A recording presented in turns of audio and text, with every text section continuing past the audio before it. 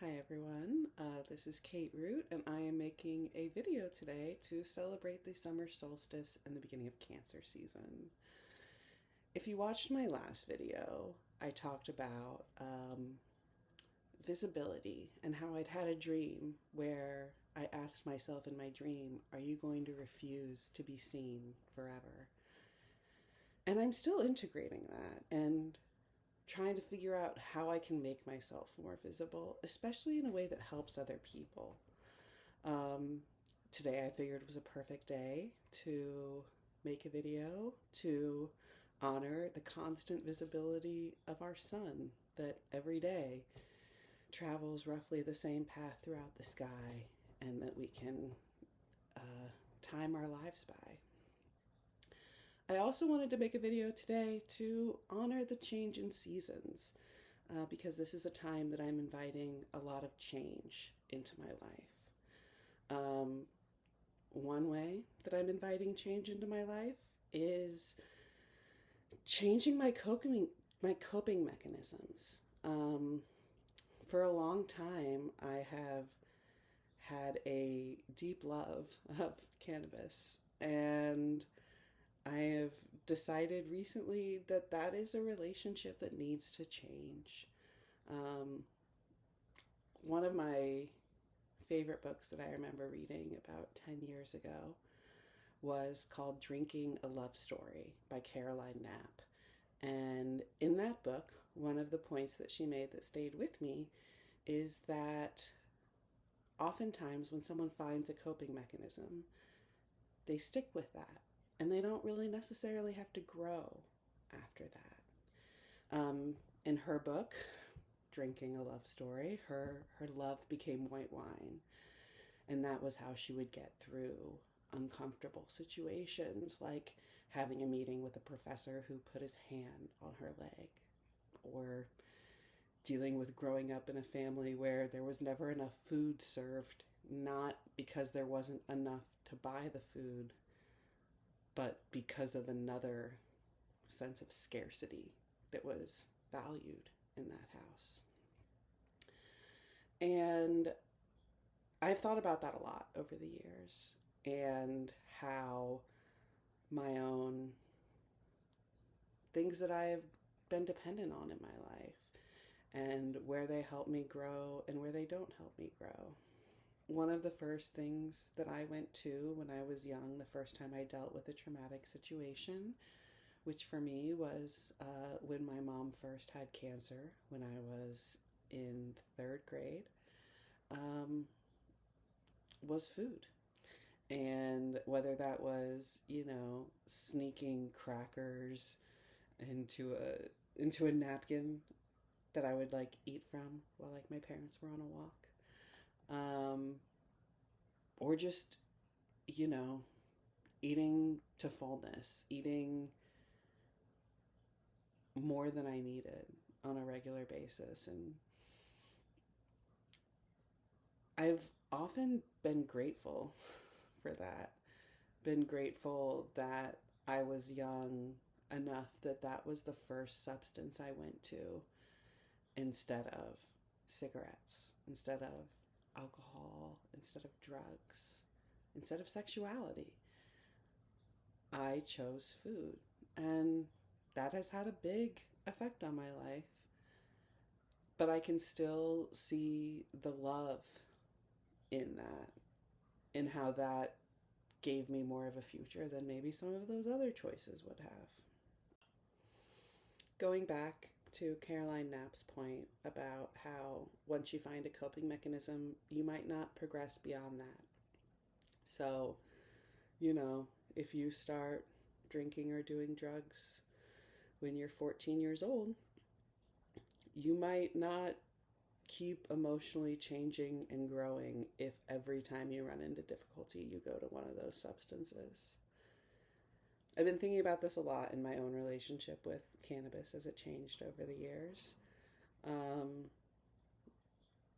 I definitely, started when I was a teenager, although I don't really know when it became a problem. And that's kind of one of the things about cannabis is you can get a really long way before you sort of understand that maybe there's an issue. Um, to me, it's no surprise that I started looking critically at my relationship with cannabis when I started studying astrology. I started studying with Nightlight Astrology in November 2025. And by December, I was starting to figure out, how can I change this? In fact, I have a note on my phone that has every time I made it a full day without using cannabis starting in December. And there were a couple of 5-day streaks and a couple of 1-day streaks, but I was really, really struggling to get out of it. And I think that, since I became a grown person who lives independently, I have had a strong relationship with cannabis, but I think that it definitely changed when my mom's cancer came back, which was in 2017. And what I've been really thinking about these past few weeks, as I've kept a little sober streak from cannabis, is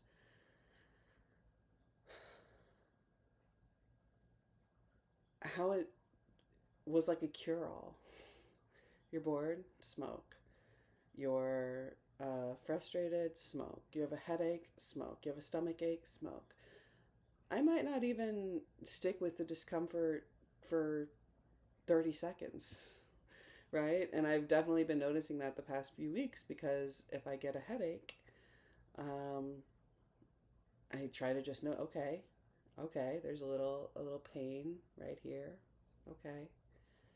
Let's see if it's still there in 5 minutes. If it's still there in 5 minutes, maybe we make another choice. Maybe have some water. Eventually, if it sticks around, we can have some ibuprofen. There are things we can do. I feel really lucky that I have continued to grow over these 42 years that I've been alive. There isn't a time that I can look back and say, oh, then I stopped. Then I stopped growing. I stopped changing. I think that, as I mentioned, I think my relationship to substances, including cannabis, including alcohol, including food, went through a real stress test when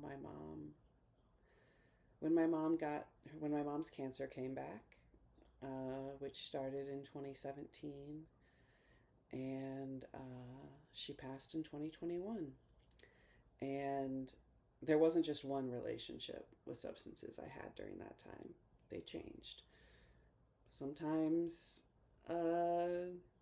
drinking more, sometimes eating more edibles, sometimes eating nothing but frozen pizza as much as I could.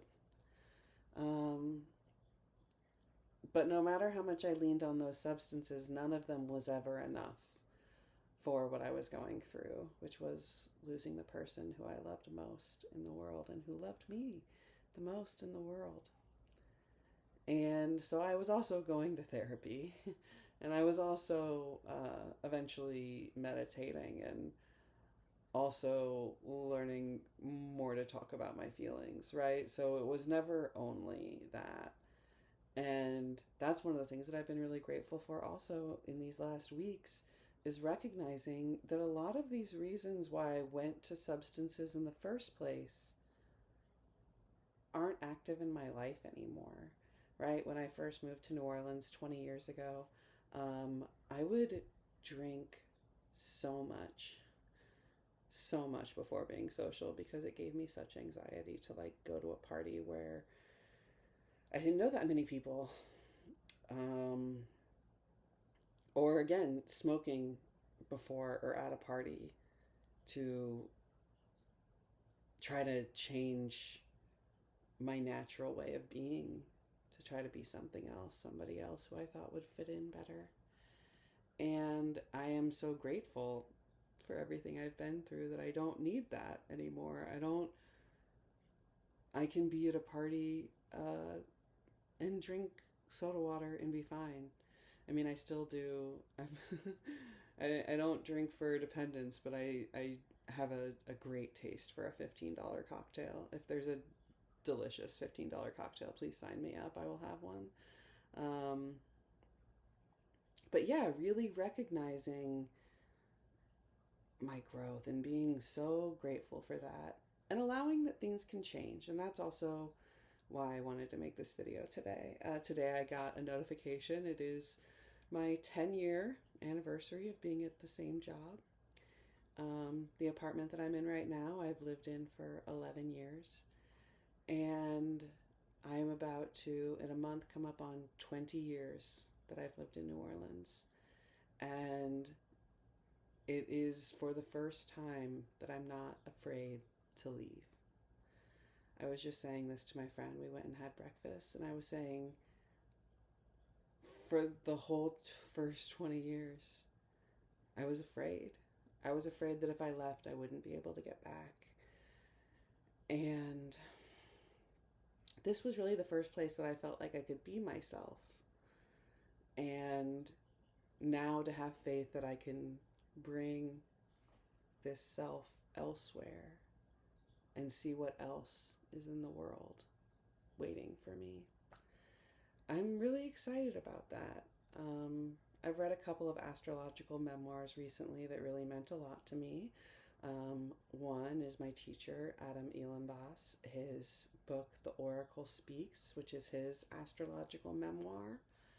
And then Life by the Stars by Amanda Walsh, about her giant leap of faith when she moved from New York to Hawaii with her family.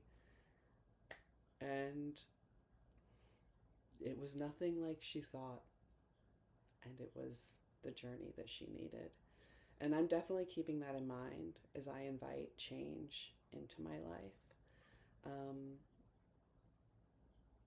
Sometimes the vision that you have of what the change will be is not at all what it is. And it's almost an illusion drawing you in. And that's okay. Especially as someone who has prized security so much over the last 11 years, as you can tell by my same job, same apartment. It feels really important to me to know that, like, I cannot mentally, in my head alone, figure out what the best choice is and execute it.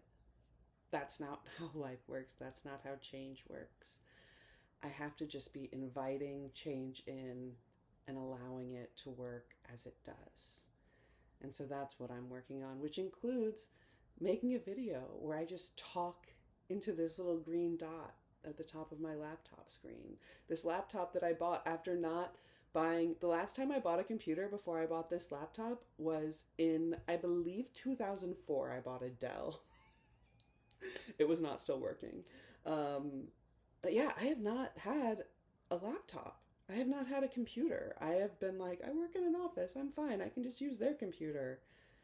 And this was one of the first investments that I made of like, no, I believe in myself. I believe that I can create a new career in astrology, brick by brick. And this is one of the bricks. I'm also going to go back to the theme of visibility for a minute. I have, in this journey that I've been on of changing my relationship to cannabis, I have been watching people's videos about quitting and seeing just the power in a human being openly talking about where they are and how they got there, and not worrying about being perfect, not worrying about everything being polished, not assuming that everyone's going to think the worst of you and say the worst of you, not letting all of the terrible things you might have seen of how people treat people on the internet change how you're going to live your life. And so that's one of the things that I'm celebrating today. Okay, so my last act of this video, celebrating visibility and change is to once again tell you about a dream. Last night, there were a lot of parts of my dream, but one of the elements is that John Cameron Mitchell was there. John Cameron Mitchell, star of one of my favorite movies of all time, Hedwig and the Angry Inch. And Hedwig and the Angry Inch is a movie that I first saw when I was in college. About Hedwig is a young man who grows up on the wrong side of the Berlin Wall and meets an American soldier who's going to smuggle him to the free West, and he has a botched sex change operation. And the action of the movie is that Hedwig is a like glam rock musician who is touring. The opening scene actually takes place in a fake chain restaurant, which is called Bilgewater's, I believe, and it's in Kansas City, which is where I'm from, so that's great. But in the movie, Hedwig is touring near the major tour of this musician who stole Hedwig's songs and is a huge rock star. And one of my favorite songs in the movie was always called Wig in a Box, right? And this idea of becoming other people. And Hedwig wears this fabulous wig in most of the movie. And in the very last scene, in the last concert scene, takes off the wig and takes off his shirt and sings just as himself. And that was an element of my dream last night. So that's what I'm bringing to you on this day. I didn't really talk very much about astrology, but that's because it's in everything. My little quip that I came up with last year, this year, was when someone says, I don't believe in astrology, to say, that's fine, I don't believe in French, right? Like, astrology is not a belief system, it's a language, and it can tie you very deeply to beliefs. And I am so grateful for the astrology program that I'm in, being one that deeply ties astrology to spiritual practice. Because that's what's valuable. So that's what I'm here to offer you today. We are going through a crazy year, aren't we? It's not going to get less crazy. And I hope that you are listening to yourself, listening to your dreams, listening to messages that are poking at you saying, you don't have to stay this way. You could change this. You can change this anytime you want. So, thank you so much for watching. Sending you lots of love on this solstice.